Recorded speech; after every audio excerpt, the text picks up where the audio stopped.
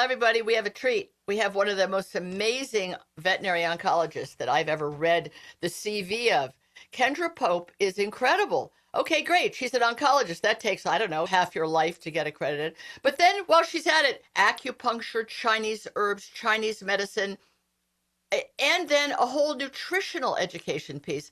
Kendra, you've really covered all bases as an oncologist in obviously you don't really want patients. Wouldn't you love to not have any patients, to A give them hundred. enough, give them so much good advice ahead of time on how to prevent cancer, how to avoid it, and that you could go into something else. Got it. But That's the you're plan. busy. But you're busy for life, my friend. You are. We all know that cancer is the scourge of so many dogs, less so cats. And some of Yes. these dogs are getting it younger and younger. Is it genetic? Is it environmental? Is it nutritional? All those questions. Yep. So, when you first decided to be an oncologist, Yeah. where, because you were early on, in a sense, it was early on in that being a subspecialty. Yep. Were you just hoping to extend lives with quality, which is the whole idea of being a cancer doctor?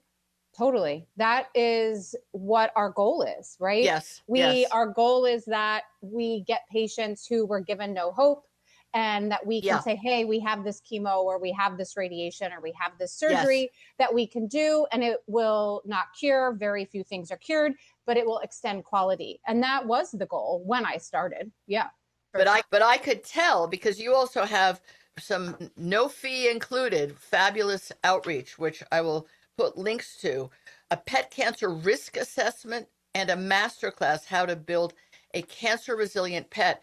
So I it became clear to me that while you I'm sure try to be upbeat and positive and supportive, you're seeing all these pets with cancer and you're thinking, but wait, what if there was some way to have fewer of them, right? Absolutely. Absolutely. And cancer is a formidable opponent. That was one Mm-hmm. thing that drew me to it, is that it is ever changing, ever evolving. It always is outsmarting you. Yes, And yes. so you need to bring a lot of tools in your toolbox. Yeah.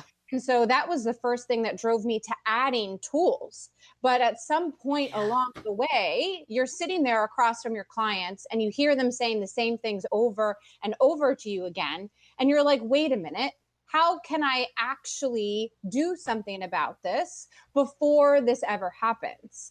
Because this big myth that exists both for humans and for animals, that we don't have the cure for cancer. Everybody's forgetting that the cure for cancer already exists. It's that we don't get it in the first place. And that's what we're Oh, wow. talking about. Wow. So Yeah. I will say that just very recently, in preparation to talking to you and seeing this really great advice you give to people for their pets, a lot of it has nutrition as a base. Yes. That a friend's mother, who's now had breast cancer twice, a sedentary woman, a steady alcohol drinker, but with a horrible diet that Yeah. she doesn't have any plan on changing, you do have to think if you weren't polluting your body, you, the Yes. human, might you have not gotten it? Might you have not gotten it the second time? And I Yep. think that pet owners have a stronger, and I think also misguided and perhaps ignorant, meaning they don't know any better, belief, because some dry pet food companies are selling on the idea that the other dry pet food they gave cancer, or Yep. buy this frozen prepared meal that looks like a children's school lunch. Really, Yeah. seriously? How many Yeah. potatoes and peas and carrots does a dog Yes. need? But and this is really, and I love everyone, and I love all the vets and all the companies making pet nutrition, but common sense seems to have gone out the window. Oh, okay, it's dry kibble. That's what's caused it. I want Kendra Pope to talk about your theory based on knowledge, deep Yeah. knowledge, not just of Western, but Eastern medicine and supplementation and nutrition. Do you think that feeding a highly processed, carbohydrate heavy diet to a dog, pick a lab, because that's like the sort of, until Frenchies came along, that was the American dog. Yep. Do you think that has contributed, does contribute, can contribute to cancer developing in the first place? Absolutely. And I can give you some reasons about why I believe so. Okay. Nutrition can be very overwhelming. And I agree, the marketing is confusing, the greenwashing that happens is confusing. It's also very confusing for pet owners because they go to their veterinarian who they trust and who they believe, and they're telling them that this is the best thing to feed. And so I absolutely agree with you that this is an area where we're very divided and it can become very overwhelming. Here's the problem with highly processed diets and why they are not optimal nutrition. They may be meeting minimal nutritional requirements. That they do that, absolutely, but they are not optimal nutrition. So here's what we know for sure in people, and the research is starting to come out in animals, is that the higher temperatures that food is heated to, they form these byproducts called AGEs, advanced glycation end products. AGEs do exactly what they sound like they do. They age the body. They cause oxidative stress and inflammation. And we know in people, the more highly processed food, the higher amount of AGEs that you consume, the more degenerative joint disease, arthritis, heart disease, cancer, diabetes, obesity, all chronic autoimmune, all of those types of diseases increase. And we're starting to see the same research happen in animals. And so it's not just about, oh, this pet food company puts this in it or that in it. That's part of it, right? The ingredients are a part of the story, but the bigger story is how highly processed the diets are and how bad those byproducts are for our immune system, our gut, our basically inflammation load on our bodies. Yeah, that's really well said. So the least processed a diet is, the less of those AGEs exist. And there's very little motivation for any company to study whether it's Fritos or Pringles or whatever the most available nutritionally or at the corner pet store or on Chewy dry food is. Who's going to say, you know what, we're going to test it and we're going to look at it over 5 years of a dog's life? That costs a lot of money. And the university research being done is underwritten by some company. Yes. Now, the company would like to have a certain outcome, but they're not twisting the arm, but they set up certain research for an outcome that may reflect well on them as a company paying for it. Absolutely. In human nutrition, we have no studies at all. We just see children who I think are equivalent to pets in terms of their growth, etc. We see children blowing up like balloons. All these morbidly obese children. Because why? What's being put in their mouth? There's no other reason. It's not that they're sitting and reading their tablet instead of playing softball, right? Yes, we know that many of these synthetic ingredients that are added to these highly processed types of food, they are actually what are called obesogens. They actually drive obesity. Yes. Wow. And so this isn't conspiracy. This isn't far-fetched. This has been determined in science. We know that these preservatives and additives that are put in our food are obesogens, and that they do drive the body to be confused, to want more food, because here's what's happening.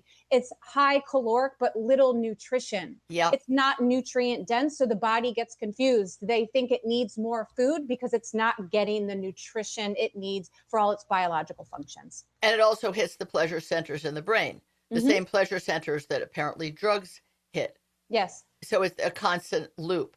So how I met you, and now I'm thrilled to have met you because cancer is just such a front and center topic for pet owners. So the more we know and the more we have somebody like you on our side, giving us information and support and education ahead of time, the better off we're going to be. But the two docs who started IVI Blend, which recently became a sponsor of this show, and I did have to twist their arms. They're like, no, we don't really want to market. I'm like, guys, so many people want to home cook, but you can't feed rotisserie chicken and, I don't know, a mixed bag of frozen vegetables, which you then put in the microwave thinking, well, okay, that sounds good. Rotisserie chicken and vegetables. That's that stuff that arrives frozen in the mail. So I said, which of the doctors, because they sell almost entirely to doctors, although recently some of my listeners have gotten IVI Blend and used the recipes online that they give to go with it. And she's happy as a clam. She was already home cooking and trying to make up a balanced diet. But there's so many ingredients that dogs in particular need. You wouldn't know how much to put in, and you wouldn't know how much importance they have. They say that you use it a lot for your clients. Do you find that a huge number of the already I have cancer patients want to home cook the minute they meet you? Absolutely. So something happens, which I'm sure many of your listeners have either been through themselves or they've heard a friend go through. When you get that diagnosis, you're willing to do anything. There is Totally. no stops for what it is that you're willing to do. And diet is always one of the first things. So we Yes. talk about this pyramid approach in my practice, and that very first foundation is always diet. And so whether they're already coming on a commercial diet, home cooking themselves, they understand, just like you said, the common sense of this shelf stable brown crunchy is not as nutritious as this fresh food is. And they Right. know, they intuitively know that is going to be a better option for their pet who is going through a lot of toxicity right now with their treatments. Yeah. So it is partly they're like, oh, you got to do radiation, you've got to do chemo. The dog, because you oncologists have been really brilliant in, I think, in animal medicine. The dog doesn't act sick, doesn't look sick. If they get a wee bit nauseous, you give them a little bit of Serenia or something, but they don't have any of the reactions that humans going through chemo have. But I think the powerlessness and the terror that people feel, knowing, oh my God, now I've got a ticking clock. My dog's 6 or 9 or 11, and I always knew I would outlive them, but now, oh my God, they're going to go so much sooner. How do I show love? How do Yes, I express? And I think food is love. You know, absolutely. money isn't love, food is love. Yes. So it's the thing they want to do, and they aren't quite sure how or to do it. Are any of the IVI blend recipes specifically for a patient with cancer? Yes, I love what Justin and Joe have done recently because we've been using their diets for quite some time now. And previously it was less expanded options, only one kind of cancer diet. Now they've really separated out to a low carb and then a really low carb slash higher Oh, fat diet. So they actually have two cancer appropriate diets, and we use them all the time. Healthy patients, sick patients, because oh, it's really exactly what you're saying. It's really great to be able to empower a yeah, pet owner with this information when they can't access it locally with their own veterinarian. And so being able to rely on these two integrative minded, board certified yes, nutritionists who have really developed a product that is the closest thing to a whole food multivitamin that we really have on the yeah. market right now, is why I've been so loyal to their products, and that is exactly the one that we use in my practice. Yep. And you have deep roots in the Chinese medicine, herbal medicine, as a way to make the body less inflamed and more well all the time. And so Absolutely. that's Justin's background too. Yep. You guys love the mushrooms. All Yeah, those Chinese mushrooms yep. that are magic mushrooms. I got some from Fera Pets. I have a dog who had a slightly elevated liver values. I'm like, I love the Chinese. I could never claim to understand anything. Yeah. I don't go through I go through acupuncture, but the dog does. I'm like, yeah, I know it works. 3,000 years the Chinese have been doing this. It definitely works. And the same thing with the supplements. And only on 3 months, her liver value that was looking a little fishy Yep. came down, and that was that. And that's not even a medicine, but that's Exactly. using herbs and nutraceuticals, etc., for medicinal purposes. So when we talk about a diet, what really we have to get people to understand, even with a medium to large size dog, you can cook up a giant soup pot, like for a big, I don't know, family gathering, chili size soup pot, with this proportion of meat, carbs, veg, and cook it up, and you can put it in containers in the fridge and then the freezer, and then before you serve it you put in the appropriate amount of the blend, right? Yep. that's Absolutely. and that's all there is to it. There is. And I think that there's a couple things that happen when owners shift from the mindset of commercial store bought kibble type diets to home cooked, that they think it's going to be harder than it is. Yes. Remember that the majority of these ingredients that you're buying, if you're using a multivitamin like the IVI that we're talking about, that is allowing you to really purchase all of the ingredients from the grocery store. You're not Yes. having to source strange ingredients like oysters or calcium powder or things that you Exactly. find at your general grocery store. And so when I was doing this for my own dog, completely true story, if I hadn't cooked for myself, sometimes I would eat his dinner for my dinner because it was exactly the Wow. same things that I was eating, right? It's a protein, it's a vegetable, and it's a small amount of carbohydrate. And so it's really the same types of food. And so once people start doing it, that first time, like anything new, it's a little Right. bumpy. You're Yeah. you have the right equipment, you're figuring out how to go, and then it becomes muscle memory and you're freezing food Yeah. and you're good Yeah. to go. What I always tell clients is when it comes to switching to a minimally processed diet, there's only two things that you can give up. It's time or money. And which one do you have more of? And if you're short on both, then do a little bit of both. Buy some and cook some, and it'll help to save on both of those. Yeah. But this is an investment in your time and in your money that you will get back 10, 20, 100 fold in your pet's health and longevity. Yeah. I think I have to start doing it because I have a very picky 2-year-old Yeah. who I can serve him the best, highest quality human grade dog food, not dry crunchies, but stuff that's frozen or stuff that comes Yep. in a can or a pouch. And he's like, nah, I think I saw a dog on the packaging. But then if I cook him up just 85% non-fat, 85% lean ground turkey, Yep. it's not organic. I would Yep. love it to be. Evermore's, it's all organic and it comes from farms where every turkey has a name and a Yes. special a pillow to put his head on at night. Yes. I don't even have access to that quality of meat. And honestly, pocketbook wise, I think it would give me sticker shock. Yeah. So Yeah. I know still it's better to use supermarket ground turkey and frozen vegetables, I think, are often much fresher and more nutrient dense than the ones that are in the produce aisle, which have been in a truck in various temperatures from different countries in airplanes sitting in the supermarket. Do you Yep. think that also because of the vegetables in the freezer bags are flash frozen? I think that it's such a good point, right? Because that's something that we are also disconnected from by Mm-hmm. not being a farmer, not living in Yes. farmlands, not knowing Yes. our farmers. And so it's something that we don't even think about anymore. But you're absolutely right. The second, remember, our plants are living things, right? So the Yeah. second that they are cut from the stalk, they begin to die, they Yeah. lose their nutritional value. And so you're absolutely right. How long did that broccoli take from being harvested to being on your kitchen counter versus the frozen one? Now, this is where people can say, oh, home cooking's too expensive, feeding fresh food's too expensive.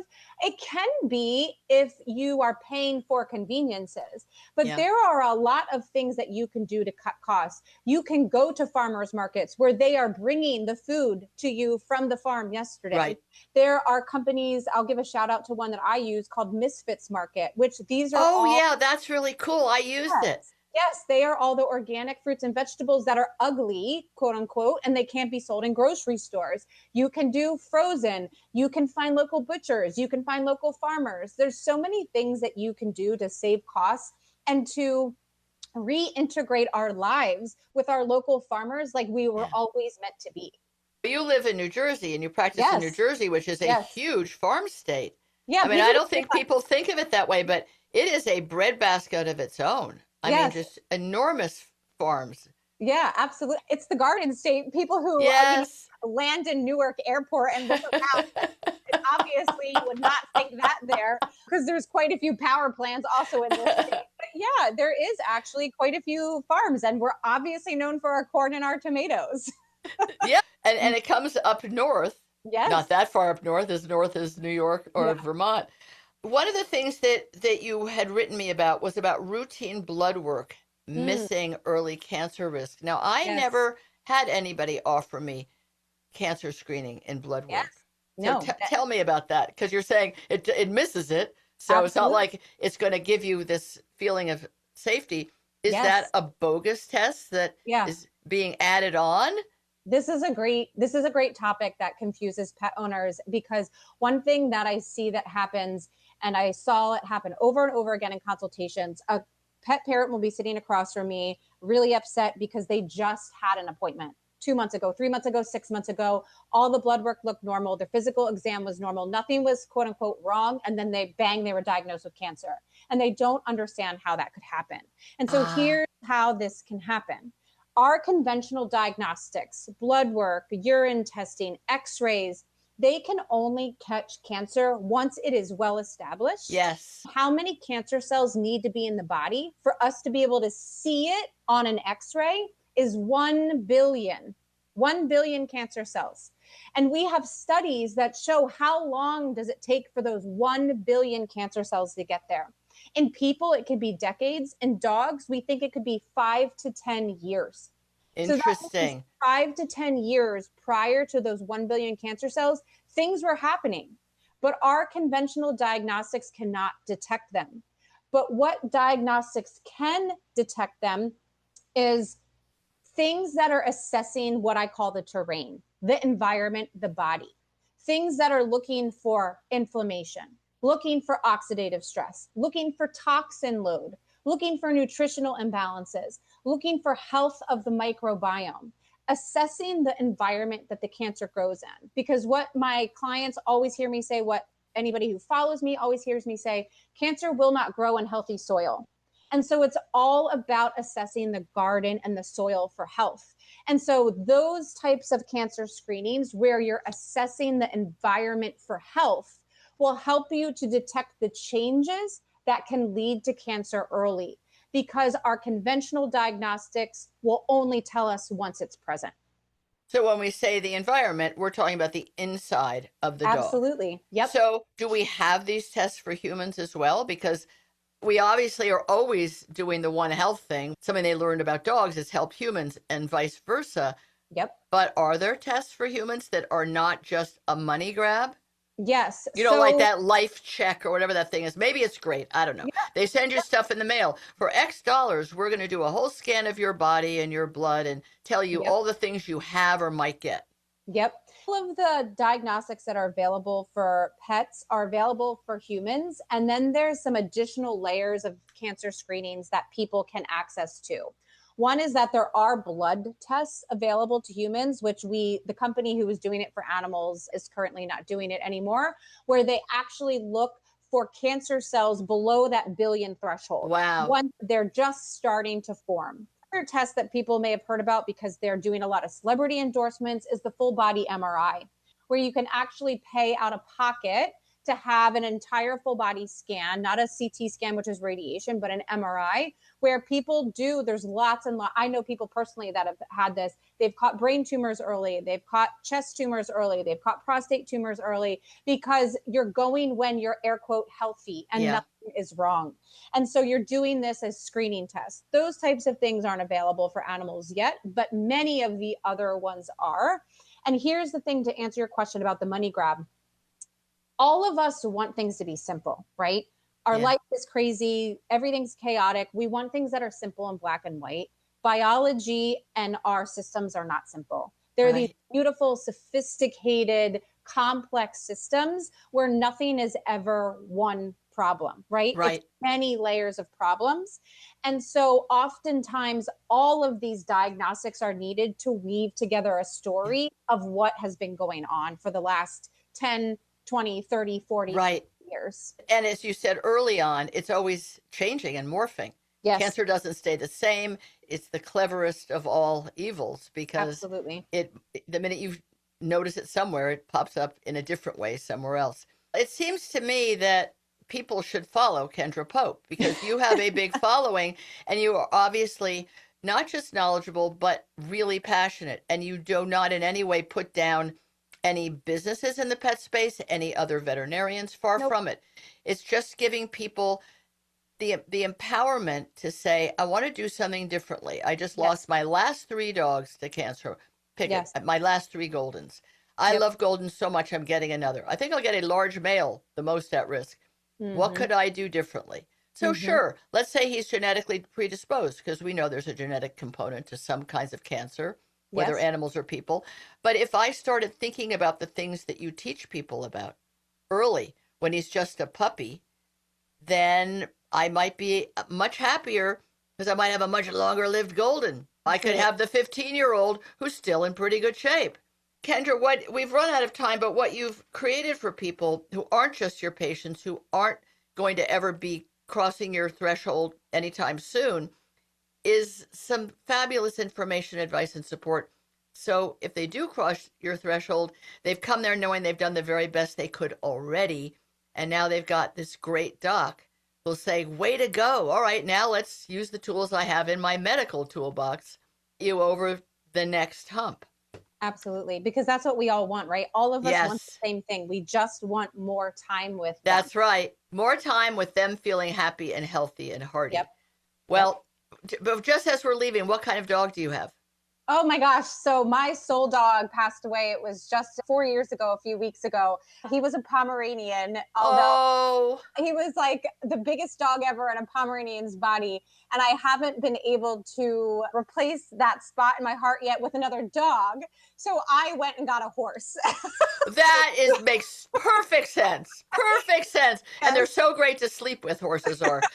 Kendra, you're great. I look forward to you coming back on the show. There's so much more you have to share with us. And Thank it's you. been a great pleasure meeting you. Keep up the really great work you've been doing already for so long. Thank you. Thank you so much.